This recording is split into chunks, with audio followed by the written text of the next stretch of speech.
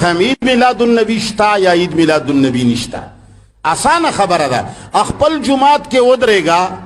عوام ته داسې ووایه چې زما دې د الله په دې کلام قسم وي او بیا مې د ښځه په درې شرطه په درې کاڼیه طلاق وي او په کلما دې هم طلاق وي چې دا عید میلاد النبی پیغمبر هم کړی دی صحابه هم کړی دی تابعین هم کړی دی وشته که موږ در سره سبا ونه ګډېدو د سړي بزوی نه یم او د علماء دیوبند کمال دا دی چې هر یو سیز د پاره خپل خپل جماعتونه وټاکل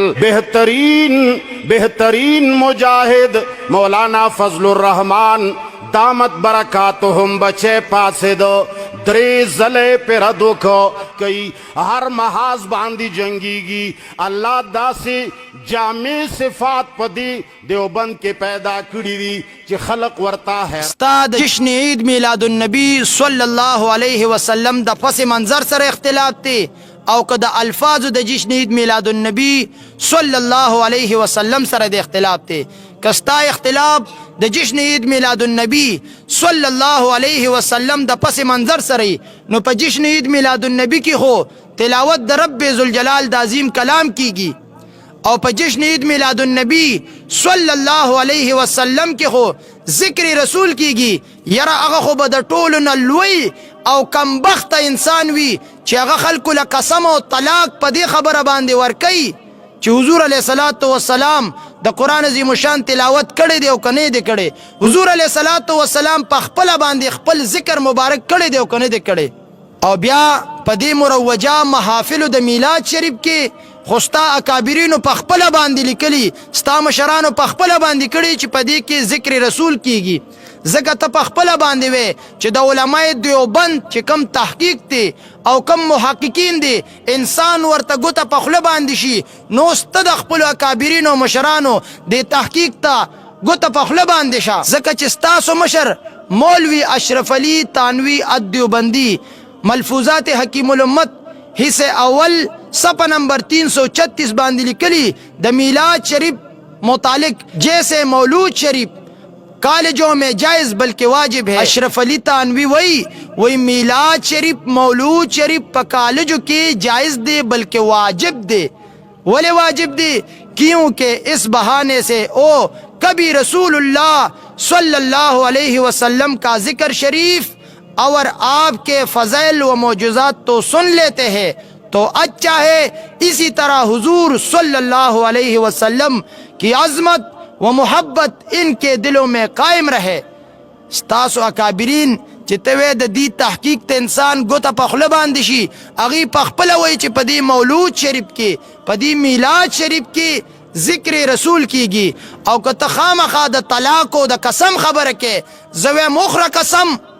او دی خپل مقتدیانو دی خپل جماعت والا توایا اعلانو کا قرآن دا رب ذوالجلال کلام راوالا او لاس پکی دا او داسی وایا زماد دا رب پا دی پاک کلام باندے قسم وی پما باندے دی خپل خزا پا دریو طلاقو سر طلاق وی چی محفل میلاد شریف اغا مناوی گی بحیعت قضائیہ سرا پا دی کی ذکر رسول نکی گی نو پا دی الفاظ باندے خپل مقتدیانو توایا پما دی پدریو طلاقو سرا خز طلاقوی زما دی در رب دا پاک کلام ہوئی چی پا دی محافلو کی ذکر رسول نکی گی نہ مناظرے تا ضرورت شتا نہ دلائلو تا ضرورت شتا نہ عقلی دلائلو تا ضرورت شتا نہ نقلی دلائلو سر ضرورت شتا بس خبر ختمہ طلاقو غرزو قسم اخرى چی پا دی محافلو دا میلاد شریف کی ذکر رسول نکی گی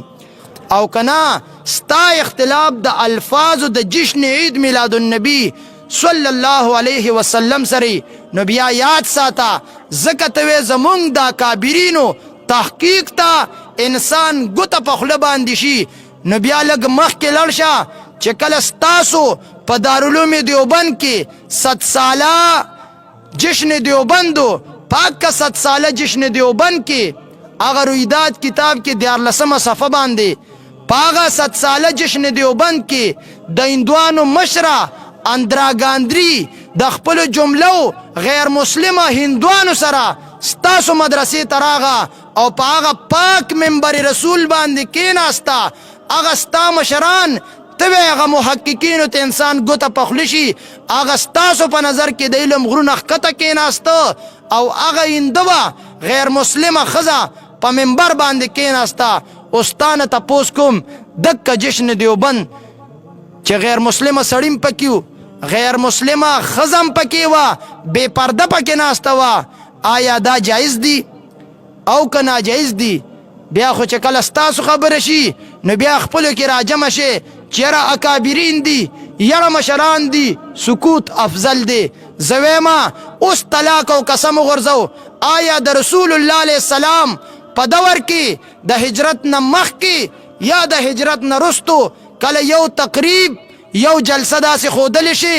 یو روایت پیش کولی شي چې حضور علیه الصلاة والسلام خپل جلسې ته خپل تقریب ته خپل دربار ته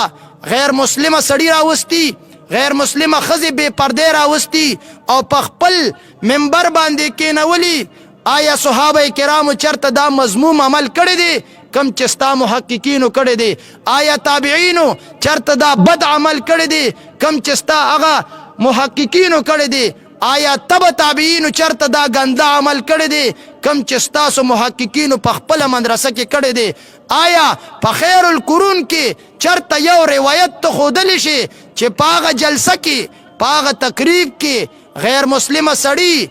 غیر مسلمه ښځې بې پرده په سټیجونو باندې په منبرونو باندې کېنولی شي؟ که نه صرف هغې له تکړی چې په هغې کې ذکر رسول کېږي بیا ته مومن مسلمان له قسم هم ورکې او طلاق هم ورکې. تکبیر اللہ اکبر نعرہ رسالہ یا رسول اللہ جشن عید میلاد النبی زندہ